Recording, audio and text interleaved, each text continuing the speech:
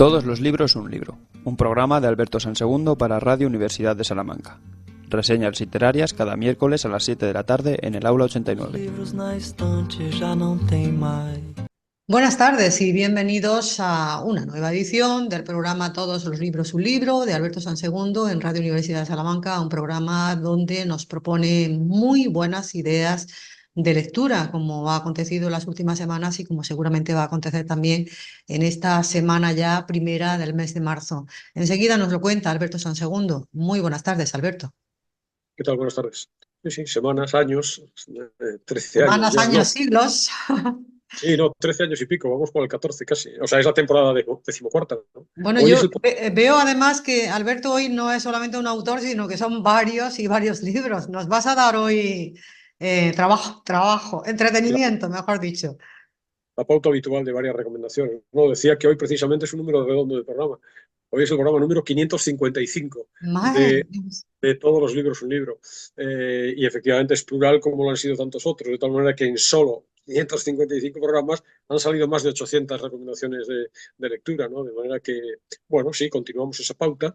Y además hoy con una excusa, vamos a decirlo así, como siempre sabes, o como muchas veces intento anclar las propuestas a algún fenómeno, algún acontecimiento, alguna circunstancia de actualidad, ¿no? Hoy, mañana, 7 de marzo, se cumplen 5 meses del ataque salvaje, terrorista de Hamas sobre el territorio israelí, con todo el mundo sabe, 1.400 personas asesinadas en sus casas, rehenes también, que todavía permanecen en poder del grupo terrorista Hamas, y luego de la reacción, yo creo que los adjetivos son también aplicables, ¿no?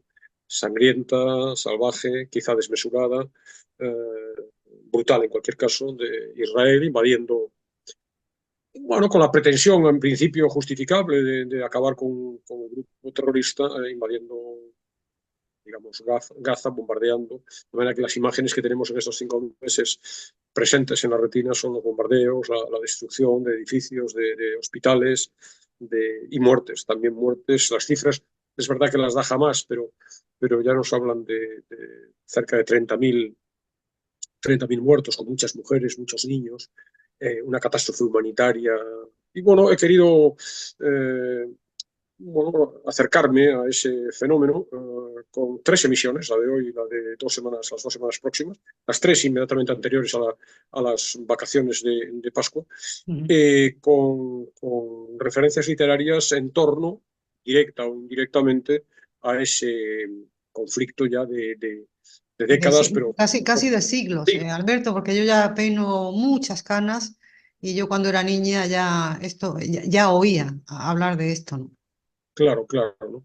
Yo sí que quiero aclarar, como apertura a la emisión de hoy, que todos los libros un libro no es el lugar adecuado para plantear un debate, digamos, ideológico, político, en donde se argumenten, digamos, de manera racional y con pretensiones de ecuanimidad, yo qué sé, se analicen las causas, las responsabilidades, se intente dar una explicación más o menos esclarecedora de unos hechos y de un conflicto que es extraordinariamente complejo, muy enmarañado, que tiene, como decíamos, sus raíces en un pasado de siglos, ¿no? No es el lugar, y aunque lo fuera, yo no soy la persona adecuada, ¿no? Yo creo que para un análisis de ese calibre, que reflexione, intentando ser objetivo y neutral, y a la vez alejándose de una equidistancia, diríamos, conformista, ¿no?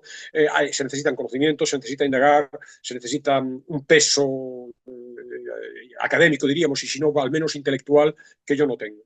Por lo tanto, el enfoque lo aclaro, ¿no? Lo aclaro, el enfoque es Bueno, un pero siempre enfoque... la literatura clarifica muchos aspectos Claro, en este caso, del conflicto que estamos tratando, ¿no? La claro, literatura esa es la idea, produce ¿no? acercamientos interesantes y que ilustran muy bien, ¿no? Determinadas realidades. Claro, el enfoque será un enfoque literario, ¿no? Yo sí que quiero avanzar que en los 3 programas va a haber una parte inicial en donde yo quiero, bueno, sí que dejar más o menos mis ideas con respecto al asunto, sobre todo a partir de aproximaciones externas, antes de entrar estrictamente en el territorio que me interesa, que es el territorio literario, ¿no? En el caso de hoy, fíjate, traigo una referencia que encontré periódico, en El Mundo, en este caso, a principios de diciembre, del diciembre pasado, Arcadi Espada escribía a propósito del conflicto: han pasado 75 años desde la fundación del Estado de Israel. No parece que la idea esté entre las mejores que ha tenido la humanidad, dice Espada. Y acto seguido dice: fuera o no una mala idea, el Estado de Israel es hoy una realidad irrevocable, y la obligación de cualquier europeo razonable es la defensa de semejante oasis en un desierto de teocracia y barbarie. De manera que yo no voy a dejar claras, digamos, mis ideas, porque tampoco las tengo claras, ¿no? Pero sí que quiero presentar algún apunte todos los días. Hoy serán dos, este de Arcadi Espada y otro que voy a comentar ahora mismo, en apuntes externos al ámbito estricto de la literatura, aunque relacionados con él, antes de adentrarme en el comentario del libro o libros que presente cada día. Fíjate que también en el mes de diciembre, en este caso otro periódico, el ABC Cultural, yo leí un artículo de Piedad Bonet, la poeta, novelista y crítica colombiana, el 2 de diciembre de 2023, en la que se titulaba De víctimas y victimarios, a propósito del conflicto. Y ella citaba unas palabras muy reveladoras de una escritora que a mí me gusta mucho, y además que estuvo en todos los libros, un libro hace mucho tiempo ya, Natalia Ginzburg, la novelista italiana, que realmente, bueno, no es precisamente sospechosa de equidistancia, ¿no? Origen judío, el marido torturado y muerto en el 43, víctima del terror nazi. Natalia Ginzburg, en un artículo publicado en el año 1970, que es el que cita Piedad Bonet, se titulaba el artículo Piedad Universal, que está en un libro estupendo, Las tareas de casa y otros ensayos, un libro que publicó Lumen en 2016 con traducción de Flavia Company. Bueno, cuenta su modo de pensar acerca de este tipo de situaciones, de violencias, la dificultad que tiene en conflictos de este estilo el componer un retrato, digamos, parcial, en blanco y negro, reduccionista, sesgado, maniqueo, ¿no? Voy a leer unos párrafos los párrafos que Piedad Bonet recoge de ese artículo de Natalia Ginzburg en ese artículo, a su vez, de diciembre de 2023. Fíjate qué interesante, estamos hablando de un artículo de hace, pues eso, varias décadas, ¿no? Y qué vigente, sin embargo, a la hora de interpretar, por ejemplo, un conflicto como el palestino-israelí. Considero que la peor desgracia que ha sucedido actualmente a los seres humanos es la de encontrar tan difícil identificar en los hechos que ocurren a las víctimas y a los opresores. Frente a cualquier suceso, ya sea público o privado, nuestro pensamiento persigue durante algún tiempo y desesperadamente las causas que lo han determinado y los eventuales culpables, pero al final se detiene asustado a parecerle las causas innumerables y la realidad demasiado tortuosa y compleja para el juicio humano. Hemos descubierto que ningún suceso, ya sea público o privado, puede pensarse y juzgarse aisladamente, porque si se analiza en profundidad, subyacen infinitas ramificaciones de otros sucesos que lo han precedido y que son su origen. En semejante laberinto subterráneo, rastrear a los culpables y a los inocentes parece una empresa desesperada. La verdad parece saltar de un extremo al otro, escapar y deslizarse en la sombra como un pez o un ratón. Y más adelante sigue Natalia Ginzburg diciendo: la inocencia y la culpa muchas veces están mezcladas y enmarañadas en nudos tan apretados que el ser humano, con su medidor inadecuado y tosco y con sus pobres pensamientos, no está en condiciones de desenredar. No habíamos descubierto que el ser humano se encuentra débil e incompetente frente a la complejidad de los hechos. La conciencia de nuestra incapacidad para identificar y rastrear la verdad, a través de millones de implicaciones, explicaciones y ramificaciones, es para nosotros una fuente de una profunda infelicidad. Y hay todavía un tercer fragmento que quiero dejar a nuestros oyentes, ¿no? Siempre de Natalia Ginzburg, muy significativo también. Hemos visto con nuestros ojos, en hechos privados y públicos, que aquellos a los que hemos querido o compadecido como víctimas pueden cambiar de pronto, aparecernos de golpe entre los restos odiosos de la crueldad y de la persecución. Nosotros, sin embargo, no conseguimos dejar de ver en ellos las víctimas que fueron una vez. No sabemos si debemos seguir viéndolos y compadeciéndolos como víctimas o si, por el contrario, debemos juzgar solamente su nuevo aspecto. Por otra parte, nos parece horrible e incomprensible que quienes han sido víctimas puedan ejercer la violencia sobre sus semejantes y no reconozcan en sus semejantes lo que ellos fueron en el pasado. Como ves, extraordinariamente aplicable a la situación en la que, bueno, en este momento está ese conflicto, ¿no? ¿Cómo es posible que quienes han sufrido el exterminio han padecido por millones, ¿no? La brutalidad del nazismo, sin embargo ahora estén, y no quiero adelantar, insisto, una opción determinada en este asunto, ¿no? Por supuesto, quiero que sea el oyente el que piense acerca del asunto y voy a dar pistas literarias, ¿no? Pero ¿cómo es posible que se estén reproduciendo episodios de destrucción, de violencia, no me atrevo a decir genocidio, porque creo que desde mi punto de vista el tipo jurídico... Bueno, sí, también se está hablando ya de genocidio en algunos lugares. Sí, pero el tipo jurídico de genocidio no encaja estrictamente, ¿no? Crímenes contra la humanidad parece más cercano y en cualquier caso no es una cuestión exclusivamente de nomenclatura o de terminología, ¿no? Lo que nos conmueve a todos es ver la muerte, ver las masacres de seres indefensos, independientemente de que uno escuche la voz de Israel y diga, bueno, es que jamás está escondida, escudos humanos, etc. Todo es discutible, todo admite interpretaciones variopintas, hay que analizar, hay que estudiar, pero el dolor, el sufrimiento y la muerte es algo indiscutible, ¿no? Y ante ello cualquier ser humano se conmueve. Entonces, precisamente con esta finalidad de, bueno, de arrojar luz desde una perspectiva no ideológica, no política, no racional, digamos, sino puramente de ficción, se inscribe esta lógica de 3 programas y en el caso concreto de hoy, que a su vez trae 3 aproximaciones, todas ellas libros de ficción, en mayor o menor medida, a los escenarios, a los episodios, a esos acontecimientos, incluso los históricos, sobre todo los históricos, de ese larguísimo conflicto palestino-israelí. En el caso de hoy, no será así los 2 programas que vienen, en el caso de hoy he decidido recuperar 3 referencias que ya habían salido en todos los libros un libro en programas anteriores, 2 de ellas en un formato del programa distinto al actual, es decir, no habían salido nunca a través del vídeo, a través de YouTube. La tercera de la de hoy sí que ha salido en YouTube y de manera relativamente reciente, pero la voy a repescar, digamos, la voy a refrescar al oyente, la memoria, en el caso de que los oyentes hayan leído ya o escuchado esa reseña, refrescar su memoria porque son oportunas las 3 referencias a los hechos que estamos analizando. ¿Y por qué has vinculado concretamente esas obras? ¿Cuál es el vínculo de esas obras? Bueno, en principio hay una idea general, ¿no? A mí la cuestión judía no sé exactamente por qué, ¿no? Yo he llegado a pensar si tendría orígenes judíos que están en mi sangre. Pues no sería descartable. Yo creo que Claro, en nuestro país hay muchas personas, ¿no?, que tendrán seguramente esa ascendencia judía. claro, voy a dar un dato que a lo mejor nuestros oyentes desconocen, ¿no? No sé si tú sabes que los apellidos en San II, como es el mío, normalmente tienen un origen vinculado de algún modo a la inclusa. Son hijos que nacen sin apellido y que por tanto se les suele poner el nombre del santo de la localidad correspondiente. La mayor parte de los apellidos San algo tienen ese origen, ¿no? Y en el caso concreto de la familia mía, la familia paterna procede de Ávila, que es el patrón de la ciudad y en donde hay infinidad de San Segundos. Entonces, bueno, una ficción absolutamente especulativa, totalmente delirante por mi parte, me hace pensar que, bueno, ese origen en épocas remotas se desconoce, ¿no? A lo mejor pudiera estar vinculado de algún modo a lo judío. Y es todo ello para explicar de una manera absurda, porque no tiene base sólida de ningún tipo, ese interés que yo he tenido siempre por la cuestión judía. Ha aflorado ese interés en infinidad de ocasiones en todos los libros un libro, pero a partir de una de las vertientes, ¿no?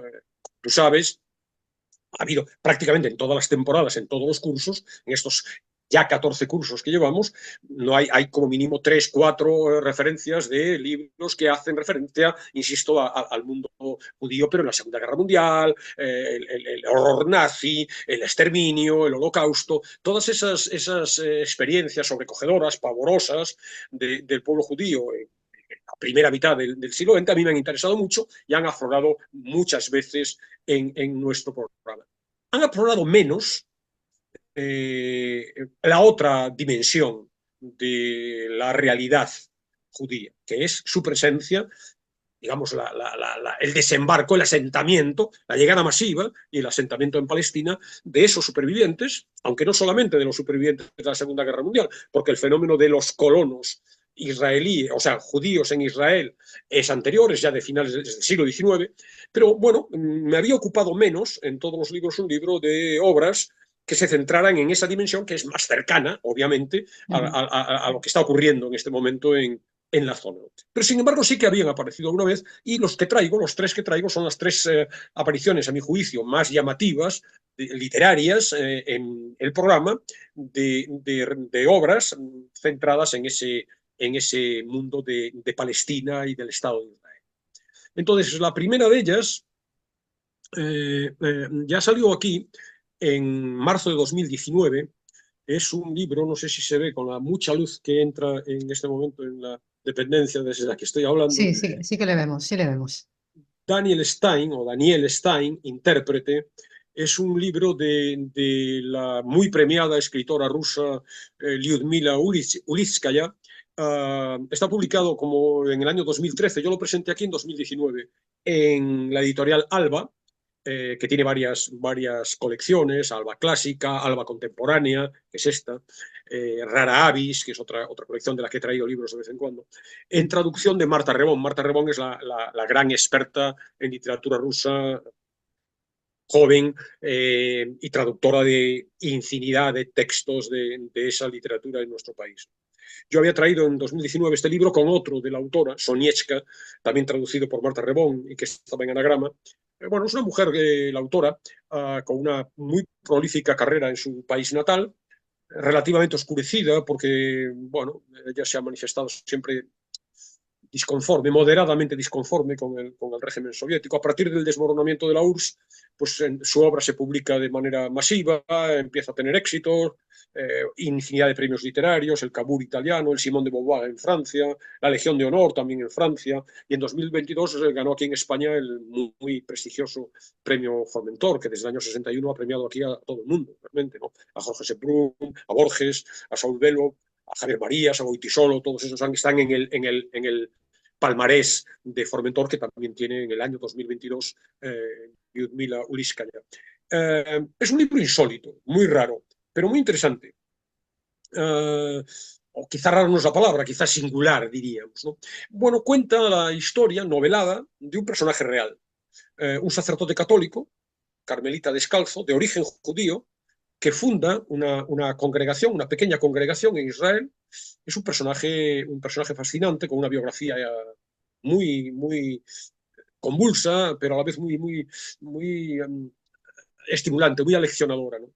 Este Daniel Stein, del título, es la recreación novelística de Samuel Oswald Rufeisen, que es un judío polaco que, tras sobrevivir a existencia, como digo, real, tras sobrevivir a la invasión nazi de su país y después de muchas peripecias en la Segunda Guerra Mundial, entra en la Orden del Carmelo, se ordena sacerdote y se instala en Haifa, en Israel, en donde es conocido como Padre Daniel. En algunas entrevistas que yo he leído con la autora, ella le llama hermano Daniel. Crea en Haifa el convento Estela Maris, vive en esa comunidad más de 40 años, entregado, digamos, al mensaje cristiano de fondo, ¿no? Al servicio al prójimo. Ella, la autora, lo conoció en agosto del 92, cuando el monje la visitó en su casa de Moscú, y a partir de ahí, deslumbrada por la personalidad magnética del individuo, de la persona, indagó en su vida, indagó en su obra, se entrevistó con infinidad de personas que lo habían conocido, leyó también una gran cantidad de libros sobre él, y en 2006, después de 13 años de preparación, acabó publicando la novela, que es la que ahora traigo. Es un personaje muy el original, pero que, claro, yo lo conozco a través de la novela, ¿no? Pero lo que he leído, los datos del personaje de la novela coinciden en lo esencial con los de la persona real. Había nacido en el año 22 en un pueblo muy cercano a Auschwitz, en ese territorio central de Europa que cambió tantas veces de mano en ese tiempo. Perteneció a Polonia, Alemania, como sabes, a Ucrania, a Bielorrusia, a la Unión Soviética, en esa zona. Hasta los 17 años no había salido, lo dice literalmente, más allá de 40 kilómetros de su casa. En el 39 tiene que esto abandonar su hogar por la invasión nazi. Entonces, bueno, con sus padres muy mayores, muy ancianos, huye a pie, atravesando media Europa. El relato de la huida es prodigioso por un lado, pero a la vez estremecedor, porque los padres ancianos no son capaces de mantener el ritmo de la marcha y se ven obligados a retroceder. Y bueno, en esas puede parecer demasiada información, pero son 50 páginas del libro, esto solamente, ¿no? De un libro voluminoso, ¿no? Este periplo se cuenta en esas 50 primeras páginas, pero es un periplo muy llamativo. Colabora con la Gestapo, logra ocultar su origen judío a la Gestapo, actúa como intérprete, porque habla muchas lenguas, y además en esa función logra salvar a infinidad de inocentes, lo descubre en las SS, logra escapar, se esconde en un convento de religiosas, luego llegan los partisanos, en los bosques rusos llega Rusia, y cuando llega la Unión Soviética pues pasa a colaborar con la NKVD, que es antecedente del KGB. Bueno, cuando termina la guerra vuelve a Polonia, ingresa en un monasterio, recibe las órdenes sagradas y es como digo, se va a Palestina por fin y allí vive más de la mitad de su vida y hasta su muerte. Entonces, la narración bélica, que es trepidante realmente y estremecedora, he dicho, en conjunto no son ni 50 páginas del libro, que se centra fundamentalmente en el tiempo vivido por el monje en Israel. Y esa narración le permite al autor poner encima de la mesa pues infinidad de cuestiones morales, religiosas, metafísicas, teológicas, en un planteamiento narrativo muy particular, también muy atractivo, ¿no? Porque se presenta todo al modo de un rompecabezas, hecho de recortes, de crónicas, de diarios, de testimonios, de cartas. Como decía, la autora habló con infinidad de personas que conocían al personaje, ¿no? Artículos de prensa, se transcriben conversaciones, charlas, informes, documentos oficiales. La narración va constantemente desde adelante hacia detrás, y además da voz a todas estas personas a las que entrevista, de manera que la novela realmente es como una polifonía de voces. Hay como unos 20 hablantes, diríamos, diferentes, ¿no? Además con escenarios muy distintos. Estamos en Moscú, estamos en Haifa, en escenarios. El personaje está en Haifa, está en Israel, pero las voces que hablan desde Berkeley, desde Cracovia, desde Vilna, desde Jerusalén, ¿no? Y van contando, bueno, sus trayectorias vitales, sus experiencias, sus pensamientos, esas reflexiones que decía, de índole moral, filosófica, teológica, siempre en relación con el personaje. El personaje es un santo, literalmente se le llama así, un hombre justo. Una persona con un itinerario vital siempre en zonas de conflicto, hecho de confluencias, de mezclas. El padre es alemán, la madre es polaca, luego estas vivencias que he contado del nazismo, la KGB, etcétera, el cambio de religión, un cristiano que es sacerdote, pero es judío, pero se convierte al cristianismo. Y bueno, es un personaje que representa, pues eso, con su actitud, con su modo de vida, la tolerancia, la misericordia, el amor al prójimo, la bondad, la sencillez frente a el poder, frente a los dogmas, frente a la fuerza, frente a los totalitarismos. Lo que conecta mejor del libro con bueno, la finalidad última del programa de esta tarde es, dentro de esas reflexiones, dentro de ese análisis de la realidad, están muchas menciones al conflicto árabe-israelí. Por tanto, hay muchas reflexiones sobre la identidad de los pueblos, sobre la lacra del nacionalismo, sobre la cuestión judía. El personaje quiere escribir una historia, la historia de Jidisland, una historia del pueblo judío diseminado por todo ese centro de Europa, Polonia, Bielorrusia, Ucrania, Rusia, hasta Letonia y Lituania, ¿no? Pero quiere escribir esa historia del pueblo judío aborreciendo cualquier intento de mirarse el ombligo. Odio la cuestión judía, dice. Es la cuestión más repugnante de la historia de nuestra civilización. Entonces, bueno, esta visión, insisto, no me gusta nada el término equidistante, pero sí intentando ser neutra o equilibrada, es muy interesante, ¿no? Entonces, bueno, ahí hay referencias acerca de las dificultades, las contradicciones que entrañó la creación y el desarrollo del Estado de Israel, las absurdas disputas de religión, y bueno, son todas cuestiones muy, muy, muy atractivas y que además están en el origen de los problemas que por llamarle problemas, que es quizá dar una dimensión demasiado muy escasa, ¿no? Pero bueno, los conflictos o las desgracias que están ocurriendo hoy en esa zona. Un libro interesante por muchos motivos, pero es que además nos permite hoy, desde la perspectiva de lo que ha ocurrido el 7 de octubre, una aproximación, bueno, más contemporánea, diríamos, a lo que se nos está contando. ¿verdad? Que también de lectura atractiva. Es verdad que tiene que interesarse ese mundo, porque acabo de contar personajes particulares, ¿no? Y las peripecias que se nos narran, más allá de las 50 primeras páginas, que sí son consabidas, diríamos, y que cualquier lector puede encontrar en ellas, pues, bueno, un vínculo, ¿no? Las demás son un poco más, diríamos, dichos singulares, ¿no? Particulares, pero en cualquier caso un libro recomendado, de una escritora formidable. Muy bien. Pues esa sería la primera propuesta, Lyudmila Sí. Ulitskaya, Daniel Stein, intérprete.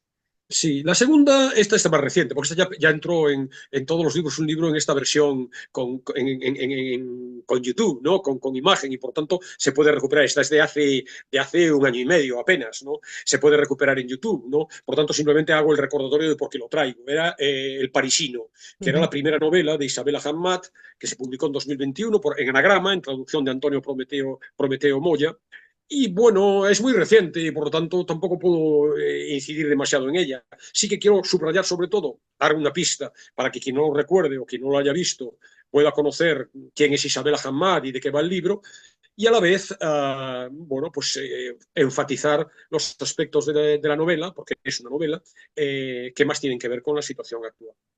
Isabella Hamad es inglesa de origen palestino y en ella, en esta novela, que tiene mucha base real, digamos, recrea también peripecia muy intensa y tal de uno de sus bisabuelos. Entonces, bueno, hay una dimensión novelesca muy, muy atractiva. El libro se lee con esa fruición con la que uno acomete como lector la mayor parte de las buenas novelas. Pero sabemos además, y eso le da un empaque, una dimensión más poderosa, sabemos que los hechos son reales y por tanto hay una base histórica solvente que nos permite acercarnos con esa otra perspectiva, ¿no? esa otra faceta. Hay un personaje principal, que es este bisabuelo, uno de los bisabuelos de la autora, Midhat Kamal, que es un joven de Nablus, aunque en la novela se habla en todo momento de Naplusa. Nablus es una ciudad palestina que está al norte de Jerusalén y al sur de Damasco, ¿no?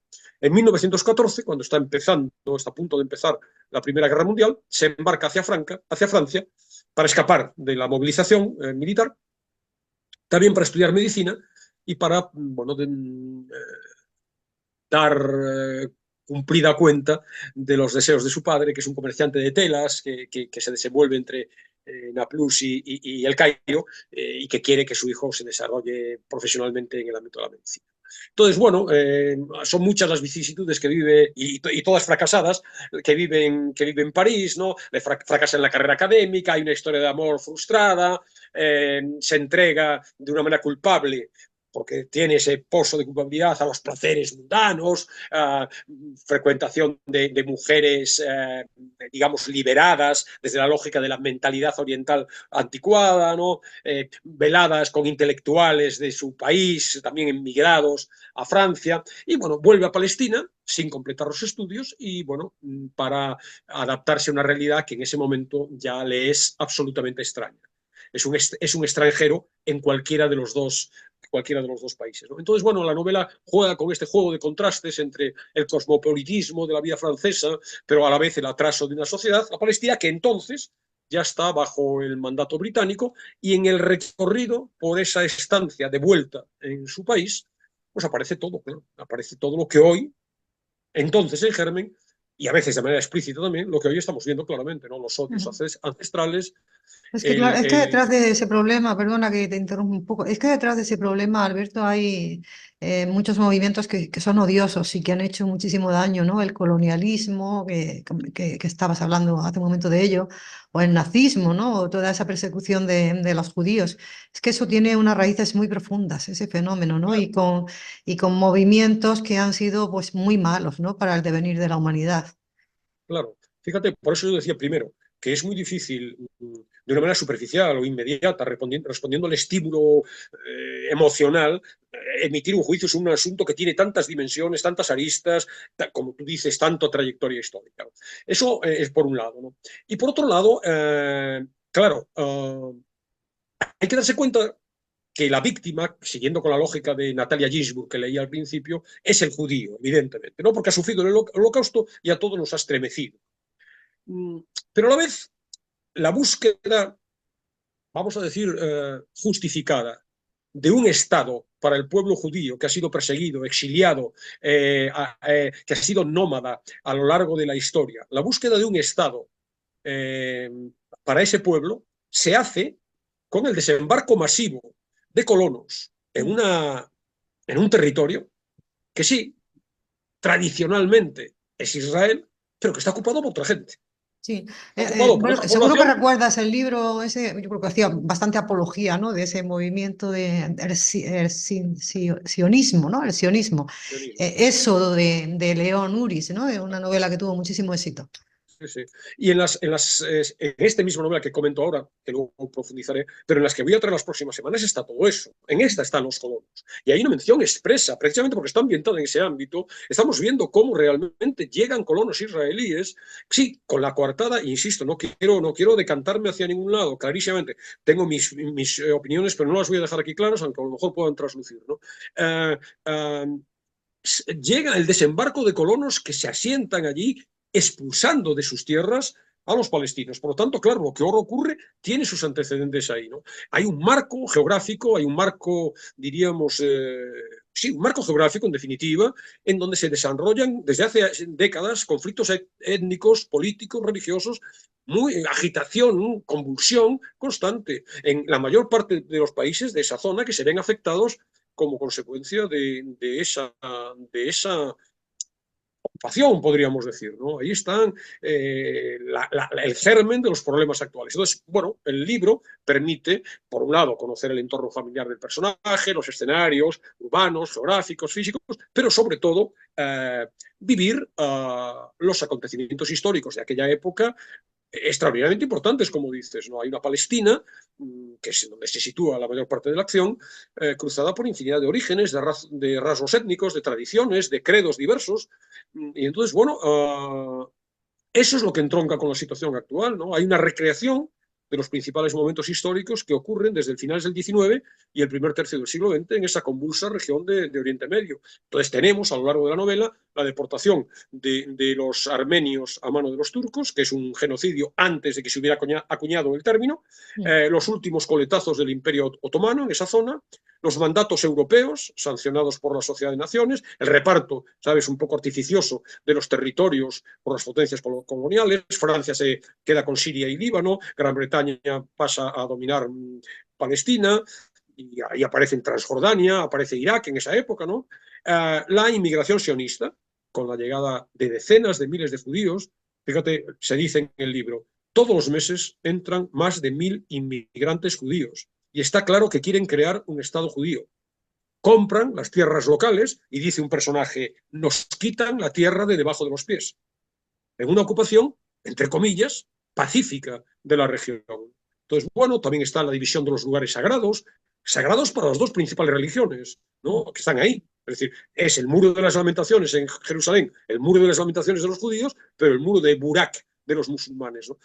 Están las primeras organizaciones nacionalistas árabes, están los movimientos de la independencia palestina, está en la novela todo el activismo social, político, incluso un feminismo tímido, con las primeras revueltas de mujeres que se quitan el velo en 1923, las revueltas, los disturbios, las huelgas generales, la violencia contra el ocupante británico primero, pero también luego contra los colonos judíos, las ejecuciones de disidentes, bueno, los congresos, las negociaciones, las conferencias, las comisiones por la paz, que como bien sabes, ¿no? Se llevan produciendo década tras década, ¿no? en los últimos años, ¿no?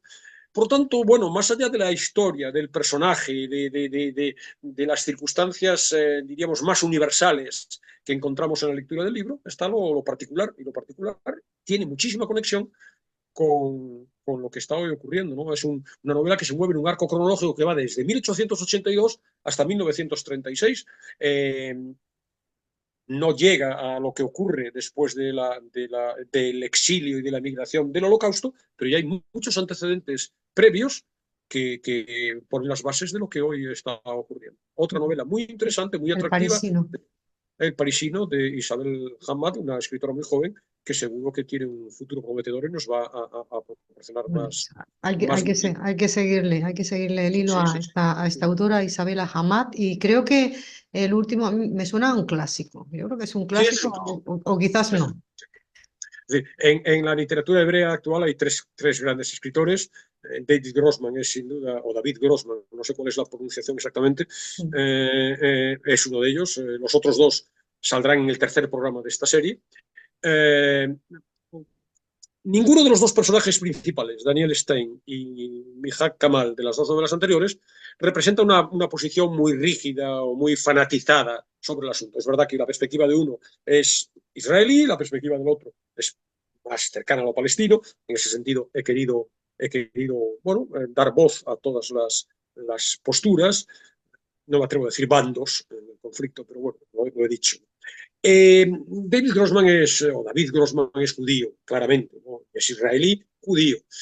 Su libro, La vida entera, es una maravilla, una obra maestra, realmente. Una novela muy voluminosa, de cerca de 800 páginas, de una intensidad y una emoción en muchos momentos sobrecogedoras, además por una circunstancia que luego comentaré, al margen de la novela. Publicada en España ya hace muchos años, en 2010, en la editorial Lumen. Yo lo traje a todos los libros, un libro en 2019 también. Está traducido en Lumen por Ana María Bejarano, que ha traducido muchos libros de literatura hebrea, una gran traductora. Grossman es un escritor israelí, es un activista. Escribe en hebreo, Sí, Alberto. sí, escribe en hebreo. Sí, sí, sí, escribe en Ujú. hebreo. Un activista de la paz, eh, tanto por su obra como por su dimensión pública, intervenciones en prensa. Ha sido reconocido con premios, con doctorados honoris causa en infinidad de universidades del mundo. Yo presenté La vida entera junto con otra de sus obras, Gran Cabaret, que también está muy bien, solo que Gran Cabaret tiene menos que ver con el conflicto en sí, aunque está presente, evidentemente. Gran Cabaret había ganado en 2017 el Man Booker International Prize al mejor libro traducido al inglés en el año anterior. Al castellano lo tradujo también Ana María Bejarano, que ganó el 2016 el Premio Nacional a la Mejor Traducción por su traducción del hebreo a nuestro idioma de ese Gran Cabaret, ¿no? Pero bueno, hay referencias indirectas, tangenciales al asunto que nos trae aquí esta tarde. En cambio, en La vida entera, el conflicto entre Israel y Palestina está extraordinariamente presente, es el núcleo central del asunto y por lo tanto bueno, cobra pleno sentido, a mi juicio, que lo rescate, ¿no? El libro tiene el amor y la muerte como temas principales. Se abre con una extensa, más de 100 de las 800 páginas, una escena, digamos, de tintes oníricos. Tenemos tres chicos israelíes, Ora, Abram e Ilan, que están recluidos en una especie de hotel fantasmagórico, medio onírico, aislado en una ciudad extraña. Allí han sido abandonados con una única enfermera a su cargo, enfermera árabe, porque bueno, ha huido todo el personal sanitario como consecuencia de la guerra muy fugaz, como se deduce de su nombre, la guerra de los 6 días en Ujú. 1967. Ellos tienen una enfermedad contagiosa y por tanto hay que recluirlos en ese sitio, pero al producirse la guerra huye todo el mundo y se quedan a cargo de esta enfermera. Entonces esa cercanía entre los jóvenes, que como digo se nos cuenta en 100 páginas, su fragilidad física por la enfermedad, pero también anímica por la situación, ¿no? Y también porque son adolescentes, las pulsiones naturales de la adolescencia hacen nacer entre ellos sentimientos de interés, de amistad, de atracción incluso. Y bueno, Grossman nos cuenta esos vínculos de manera magistral en una narración que solamente se hace prácticamente con diálogos. 30 años después, y sobrepasadas esas 100 primeras páginas, nos encontramos con los tres personajes de nuevo, pero ya, obviamente, ya adultos. Ora, la chica, en la mayor parte del texto es la voz que cuenta, es la voz narradora. Está separada de uno de los dos chicos, Ilan, con el que se había casado, y con el que tiene dos hijos en común, Adam y Ofer. El otro chico, Abram, tras una experiencia muy trágica, fue detenido, fue torturado por las tropas egipcias en una de las muchas experiencias bélicas que se han dado entre israelíes y árabes, y retoma la vida civil, ese tercer personaje, de una manera, bueno, en un estado de devastación psicológica, y en principio permanece alejado de sus amigos. La vida en común de Ora e Ilan es la que marca la novela. El pequeño de los hijos de Ora, Ofer, acaba de cumplir los 3 años de servicio militar obligatorio que hay en Israel, y está al terminar el servicio militar se apunta como voluntario para hacer frente durante 3 semanas a un nuevo estado de emergencia con nuevas medidas de presión sobre la población árabe, en donde cada soldado israelí realmente tiene que hasta cachear a un niño, ¿no? A cualquier niño árabe, porque potencialmente puede llevar, la mochila que lleva al colegio puede esconder un explosivo. Ora, el espanto que le provoca sola, porque su marido, Ilan, y el otro hijo, Adam, se han ido a un viaje por América Latina, el espanto que le provoca el riesgo de muerte de su hijo en alguna de estas escaramuzas militares es tan grande que la lleva a abandonar su hogar y de una manera simbólica, que le afecta psicológicamente, ahuyenta el riesgo de que lleguen a su hogar, no va a estar ella, si llegan, ella no va a estar, y no estando, el hecho no se va a producir, que lleguen responsables del ejército para comunicarle que efectivamente su hijo ha muerto. Entonces ella quiere ahuyentar ese episodio saliendo de casa. Insisto, un pensamiento mágico, ¿no? Si no hay nadie en casa en el momento en el que me lo vayan a comunicar, su hijo está a salvo. Mientras no reciba la noticia, la muerte no le va a alcanzar. De una manera sorprendente, que solo es posible en la literatura, se encuentra de nuevo, se reencuentra con Abraham, el tercer amigo de aquel episodio inicial. E inicia con él un viaje sin rumbo fijo, sin móviles, sin ningún tipo de contacto con la realidad de la guerra, de nuevo alejando la posibilidad de que la funesta noticia llegue a darse, y recorren el país de extremo a otro, ajenos al acontecer de la contienda y por tanto inmunes a cualquier mala nueva que pudiera generar. Entonces, en ese recorrido, que es el núcleo central de la novela, no estoy destripando nada, Ora y en menor medida el propio Abraham hablan sin parar. Hablan sin parar porque, de nuevo, pensamiento mágico, hablando, alejamos el miedo, alejamos la muerte. Amor y muerte son las dos grandes ideas de la novela. Y Ora cuenta la vida entera, y ahí el título. La suya, la de su familia, la de su marido, la de sus hijos, la de la implicación fortísima que tienen los 3 amigos con Israel, y por lo tanto, en el curso de esta narración afloran pues todas las vicisitudes políticas, las guerras y las distintas vertientes, las distintas facetas del conflicto entre árabes y judíos. El relato es bueno, de un flujo incontenible, abundantísimo, como digo, 800 páginas, lleno de emoción, lleno de melancolía, lleno de vida, la vida entera. Miles de momentos, de horas, de días, miles de hechos, infinidad de acciones, de intentos, de errores, de palabras, de pensamientos. Todo para poner a una persona en el mundo. Todo para impedir que ese chico muera, ¿no? Una forma de un exorcismo, evitar el temor a la muerte del hijo ante la amenaza de una bomba, de un disparo, etc., ¿no? Y en el propio curso de la novela se nos dice, pero ¿cómo puede contarse una vida entera? Para eso no bastaría toda una vida, ¿no? Entonces, bueno, el genio de Grossman lo logra.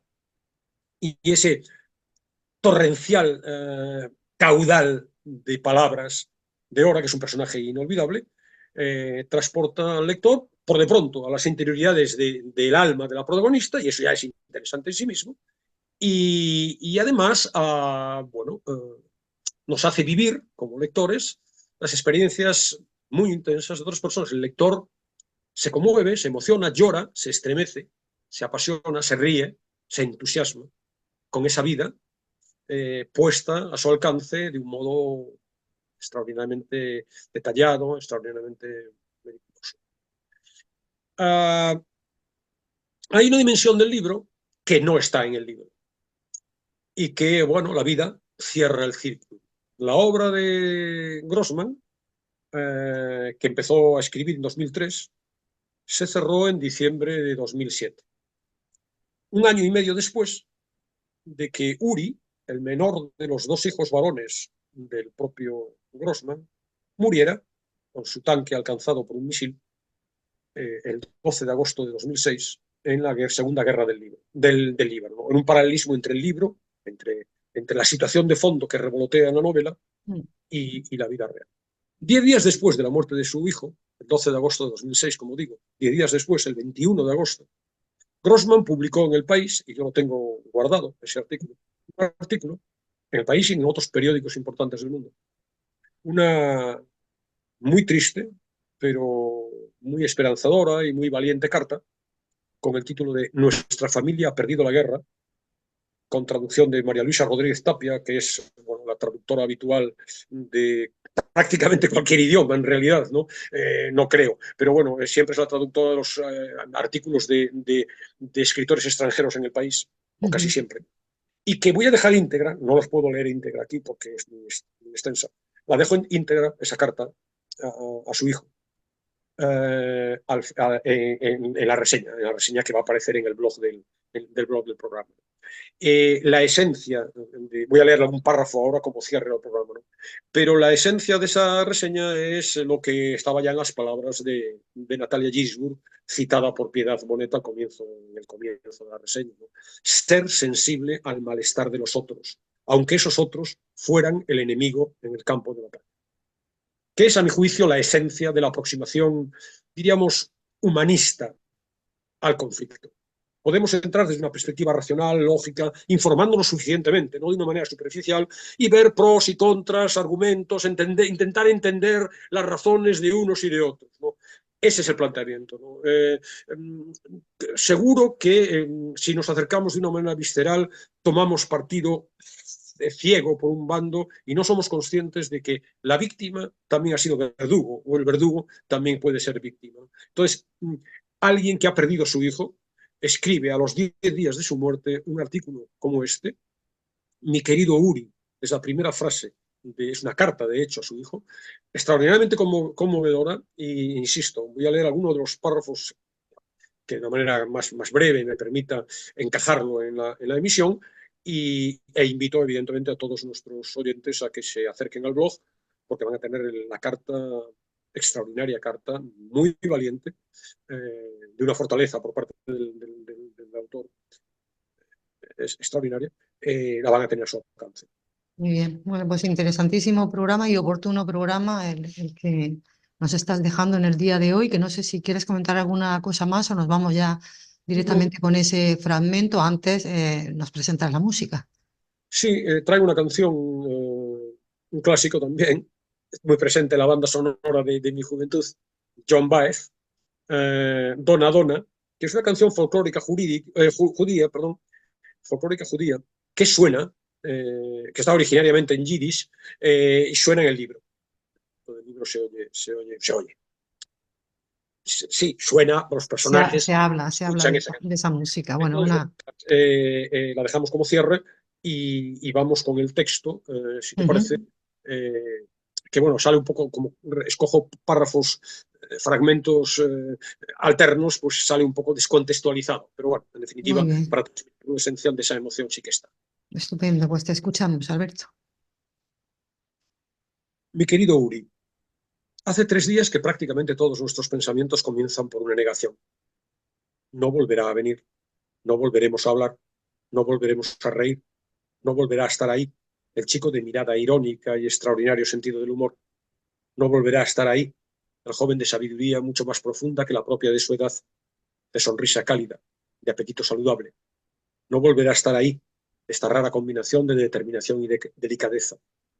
Faltarán a partir de ahora su buen juicio y su buen corazón. No volveremos a contar con la infinita ternura de Uri, la tranquilidad con la que apaciguaba todas las tormentas.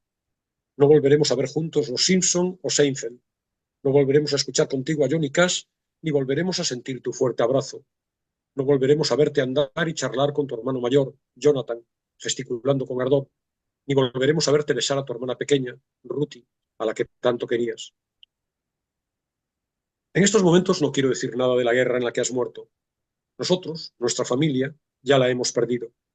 Israel hará su examen de conciencia y nosotros nos encerraremos en nuestro dolor, rodeado de nuestros buenos amigos, arropados en el amor inmenso de tanta gente a la que en su mayoría no conocemos y a la que agradezco su apoyo ilimitado.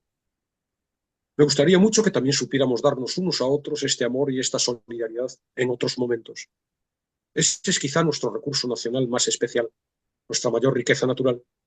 Me gustaría que pudiéramos mostrarnos más sensibles unos con otros, que pudiéramos liberarnos de la violencia y la enemistad que se han infiltrado tan profundamente en todos los aspectos de nuestra vida, que supiéramos cambiar de opinión y salvarnos ahora, justo en el último instante, porque nos aguardan tiempos muy duros. Quiero decir alguna cosa más. Uri era un joven muy israelí. Su propio nombre era muy israelí y muy hebreo. Era un concentrado de lo que debería ser Israel, lo que está ya casi olvidado, lo que muchas veces se considera casi una curiosidad. Era un chico que tenía unos valores, ese término tan vilipendiado y ridiculizado en los últimos años, porque en nuestro mundo loco, cruel y cínico no es cool tener valores, o ser humanista, o sensible al malestar de los otros, aunque esos otros fueran el enemigo en el campo de batalla. Pero de Uri aprendí que se puede y se debe ser todo eso a la vez, que debemos defendernos, sin duda, pero en los dos sentidos.